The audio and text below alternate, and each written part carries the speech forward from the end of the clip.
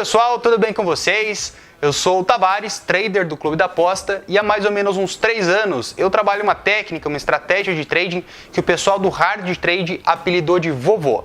Vamos falar então de algumas regras para fazer o vovô, vamos falar das regras que eu tenho, das minhas regras para fazer o vovô, até porque depois eu e o Netuno conversamos, eu falei para ele como eu estava fazendo, se eu não me engano tem no treinamento dele também o vovô, só que o Netuno trabalha com uma outra abordagem.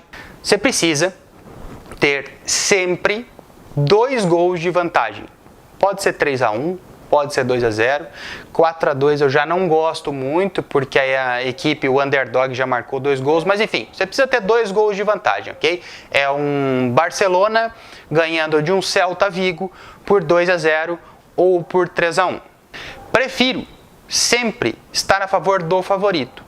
Ou seja, prefiro que o Barcelona esteja ganhando do Celta Vigo do que o Celta Vigo esteja ganhando do Barcelona. As chances de eu ter um resultado positivo, mesmo que menor, elas são muito maiores quando eu tenho uma equipe que tecnicamente é muito melhor. Então, praticamente todas as vezes, eu estou a favor da melhor equipe em campo. A outra regra é a questão de tempo, mínimo de tempo possível, né? Eu tenho que entrar com o mínimo de tempo possível para ser jogado. Quanto menos, melhor, ok? Quanto menos tempo, melhor. Eu procuro entrar ali pelos 70, 75 de jogo, mas em alguns casos, quando o padrão de jogo é muito grande e quando eu percebo que o mercado, caso haja algo contra a minha posição, vai me dar um head muito tranquilo e muito administrado, ali pelos 65 eu já começo a entrar. Eu falei aqui de padrão de jogo. E isso é um dos pontos principais, inclusive eu vou responder algumas dúvidas agora que vieram no meu Instagram, eu vou responder algumas dúvidas principais dessa estratégia. E o padrão de jogo é o principal. Muita gente fala, muita gente que conhece a estratégia fala, nossa, mas tem tanto jogo aí que no finalzinho empata, no finalzinho tem remontada. Na maioria desses jogos, se não em todos eles, não havia padrão para estar contra o underdog. Você precisa de um jogo onde a chance de você ter um gol ao seu favor seja muito maior do que a chance de ter um gol contra. Dá para fazer também, voltando um pouquinho na regra do placar, dá para fazer também quando o favorito vence por um gol só, mas o risco é muito maior. Por que o risco é muito maior? Porque havendo um gol só de diferença, caso o underdog marque, ele empata. No caso, por estar vencendo por 2 gols de diferença, caso haja um gol no final, ainda falta 1 para chegar ao empate. Vamos lá, vamos voltar aqui. Quando eu tiver 1 gol de diferença, ao invés de back ao favorito em odds baixas, eu faria lay ao underdog em odds altas, ok? A gente tem que fazer uma referência aqui também. Back a 0,2 é a mesma coisa que lay a 50. Back a 0,1 é a mesma coisa que lay a 100. Paga a mesma coisa igual, beleza? Além dessa, a gente tem que falar das regras de gol, né? Gol a favor e gol contra a posição. Gol a favor, você mantém até o final se der. Se você, por exemplo, pegou um back a 0,2 a favor do Barcelona, ganhando do Celta Vigo, Barcelona dentro de casa, pegou aquele back aos 70 minutos e o Barcelona fez o 3-0, mantenha a posição até o final, não tem por que fechar, ok?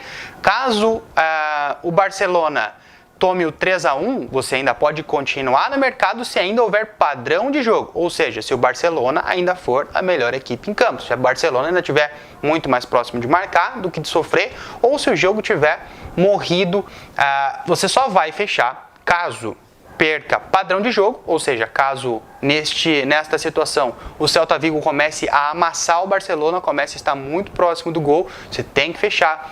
Ou vamos para a segunda regra aqui de gol contra, gol a favor, se você tomar o primeiro gol contra a posição. Ou seja, estava a favor do Barcelona, o Barcelona vencendo por 2-0, tomou o 2-1 quando você estava lá dentro. Você tem que fechar imediatamente. Colocou a bola no centro do campo, fecha a posição. Essa é a regra de ouro dessa estratégia. Uma das pessoas que eu ensinei a fazer o vovô começou com uma stake de $300, trabalhando juro composto, foi a 3K, tomou o gol aos 91, não fechou a posição e tomou o gol de empate aos 94 e perdeu os 3K. Multiplicou por 10, chegou no final e acabou perdendo. Toda a estratégia, por mais simples que seja, ela tem o seu ponto-chave.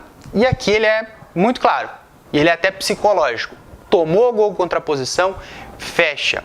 Vamos falar sobre o padrão de jogo, né, que eu acho que é o mais importante.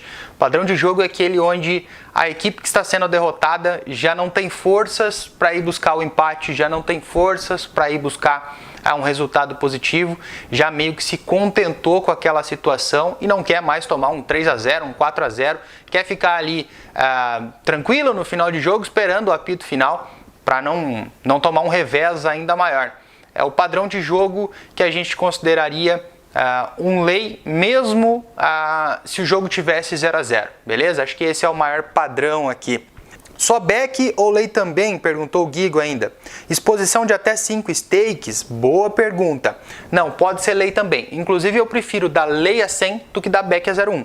Prefiro dar lay a 50 no empate, no caso, do que dar back a 0,1 na vitória daquela equipe que vence por 2 gols de resultado. Por quê? Porque o lay a 50, eu posso fechar ele a 60, a 65, a 70, a 80, a 120, a 150. Mas o back a 0,2 eu consigo fechar a 0,2, a 0,3, a 0,1 ou não fechar mais.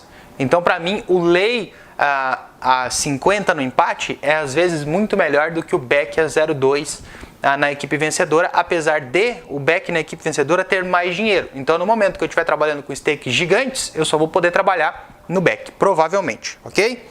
O resultado, então, é o seguinte, acho que vai estar aqui do lado também. Não chegou a dar 30 dias de trabalho, porque a gente teve essa paralisação agora por conta dessa pandemia, então deram aí mais ou menos uns 26 dias de trabalho, aqueles dias também nesse período aí que eu não fiz trading, que eu não fiz nada, tiveram alguns dias ali que eu fiquei off trading, tá? Mas nestes 20, vamos colocar aí, nesses 30 dias de trabalho, vamos arredondar tudo para ficar legal, tá? 30 dias de trabalho. Nos 30 dias de trabalho, o meu resultado foi de 78,3% desta stake.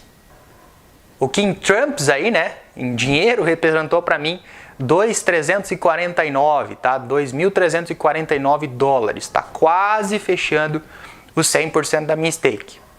Como eu falei no começo, eu trabalhei com juros compostos para o vovô, então sempre que eu ganhava, né, sempre que uma entrada era de sucesso, a próxima ela era ainda mais vantajosa financeiramente porque eu conseguia rentabilizar um pouquinho mais. Nestes últimos 30 dias, para cada mais ou menos aí 32,5 entradas, né, para cada 33 entradas, um head, tá? Essa não é a minha média histórica. A minha média histórica é de 26 entradas, um head, tá? Então essa foi um pouquinho melhor do que a minha média histórica. Destes dois heads, um head foi de 3,23% e outro head foi de 1%, 1 ponto qualquer coisinha por cento. Em muitos casos a gente não consegue entrar full, tá? Em muitos casos a gente não consegue entrar cheio, então o head pode ser um pouquinho menor. No primeiro caso ali de 3,23% foi porque eu não consegui entrar full, tá? Em outros casos pode ser que o gol é muito tardio, você toma o gol lá no finalzinho do jogo e aí seu head é mínimo, e aí você consegue ter um head muito pequeno. Falando agora de coisa boa, de green, o meu maior green foi de 4,36%, foi numa situação atípica de jogo, que eu acabei pegando um lay mais baixo, e o meu menor green foi de 0,1%, lay a 1000, peguei vários lay a 1000 nessa trajetória aqui, principalmente no under, peguei alguns lays a 1000 e, bom, naquela situação era dinheiro de graça, não tinha mais jogo para rolar. E se estão me oferecendo alguns dólares ali, eu vou atrás, eu vou buscar, por que não, né? Sempre que tem uma oportunidade boa no mercado, até em lay a 1000 eu vou buscar sim.